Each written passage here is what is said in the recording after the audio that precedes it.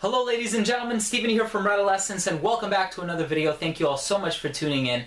And in this video, we're going to be taking a closer look at the newest release by the company Calvin Klein. This is a 2016 release and it goes by the name CK2.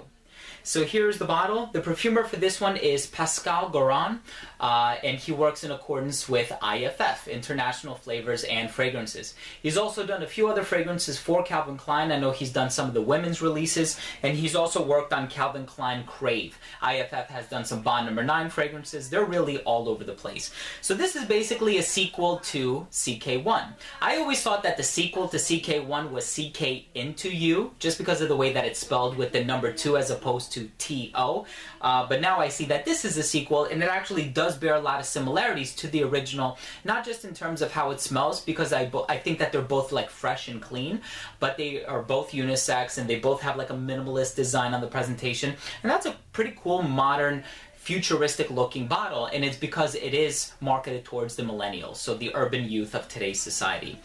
This fragrance is classified as a woody aromatic, and it's great to see that there is a part two to a very popular fragrance that was released 22 years ago in 1994.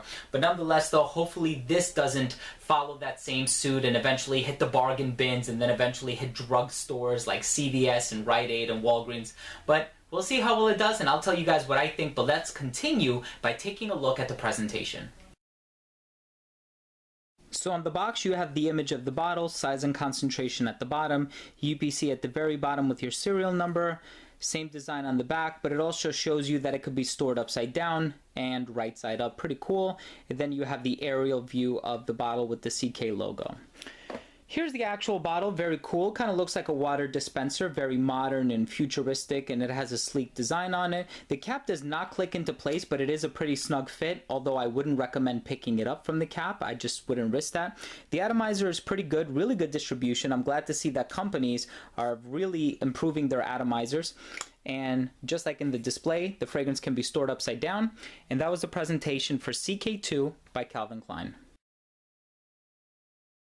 So this fragrance does have a lot of unique notes. I know wasabi is listed as a note. I don't really get much of that. I know pebbles or wet cobblestone is also listed as a note, depending on where you look at the note breakdown online. But it's basically a fantasy note, and it's what to attribute for its salty smell. Now, I've actually had a few people smell it, and they said that it smells like the beach or the ocean. I even had one person tell me that it smells like suntan lotion to them. I think that there are far other fragrances out there, far better fragrances too, that mimic the smell of suntan lotion. I don't think that that's what they were going for, but if you are looking for a suntan lotion smelling scent, I would recommend Longboard by Min New York, Bronze Goddess by Estee Lauder, even Fire Island by Bond No. 9. But this one does have a mildly salty overtone, which is cool because it's a little unconventional, but it's used in just the right amount and concentration, that it's not overbearing and it's not cloying or offensive. I know there are some other fragrances out there like Sol Moran by Healy that have way too much salt in them. For some people it's super artistic and really cool and different, and then for other people it's just a huge turnoff. But nonetheless, you have that. You also have a floral component to it. I know rose is listed as a note, and I don't know if I necessarily get rose. To me it smells more of like a clean white floral, so I don't know what variation of rose they're using, but for me the smell is more akin to like a jasmine, like a very clean, faint jasmine. But I like that even that note is used in such a mild concentration that it doesn't allow this one to delve into feminine territory. Now, there's also the note of violet, and I do have to admit, I do get violet. But it's not like a petrol, rubbery smelling violet like Dior's Fahrenheit. It's more like a wispy, ethereal, airy violet, very soft and subtle, something along the lines of L'Homme Libre by Yves Saint Laurent. And then some other notes in there, like I know orange is listed as a note, don't really get much of that. So mostly what you get from this fragrance is a light violet, woodsy, there's a little bit of sandalwood, but again, it's not pronounced. I feel like it has a lot of notes, but none of them are really that pronounced, and I think that that's what might be attributed to the poor performance of the scent. We are going to talk a little bit more about that later on. Now, my wife actually loves this one. She always compliments me on it.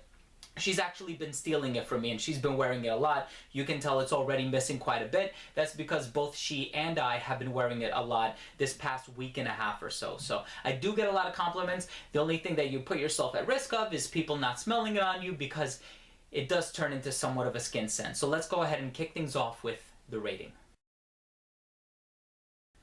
So first up, I took a look at the uniqueness and the overall smell, and I do find this to be a rather unique scent, but I don't think it's too different from other fresh, clean scents, and I'm thinking of like Nautica scents and CK1, and it sort of has like this clean, fresh out of the shower kind of a feel, but I like the utilization of the note of salt, which allows it to stand out a little bit from the rest of the competition, but even then, it's not too unique of a scent, and I think I was looking for a little bit more, or I was hoping for a little bit more when I first got my nose on it. I thought that they were going to put forth like a very iconic scent that people would recognize in the next couple decades, and I don't necessarily think that that's what this is.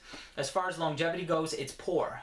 You're going to get maybe 3 or 4 hours on your skin, but even when we're taking a look at projection, it's going to radiate within like an elbow's length for, I want to say, half an hour or an hour, and then it starts to sit very close to the skin. You really need to get next to the person if you want to smell it on them. And I don't think it's olfactory fatigue either. I know there are some other scents where, you know, I'll wear it throughout the day and I'll get complimented on it, even when I think it's no longer on me. You know, other people will smell it. That's not the case for this one.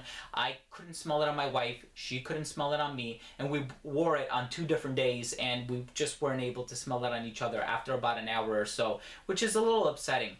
As far as versatility, hey, it's incredibly versatile. You can wear this on a night out. You can wear this on a date. Anybody can wear it, male, female. You can wear this pretty much any occasion.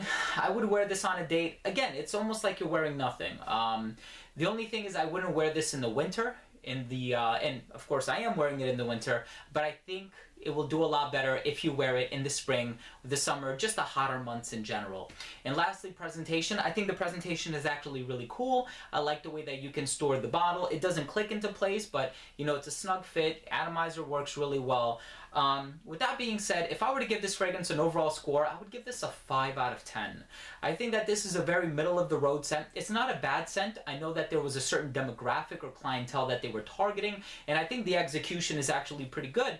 The only concern that I have with it is that it's not a groundbreaking, earth-shattering, unique release from CK2 with a distinct smell that people will be talking about for the next couple of decades. It's no Angel Men, you know. Even Issey Miyake, I think, gave us a more unique smell with the yuzu and the lotus and the florals, but I think this one is just, hey, it's a save buy if you want to get complimented in the first half hour of application and you don't mind reapplying several times throughout the day. Go ahead, get yourself a bottle, but even then, wait until it hits, you know, secondhand retail stores, or wait until it, like, you can buy it for a really good price online. That's my recommendation.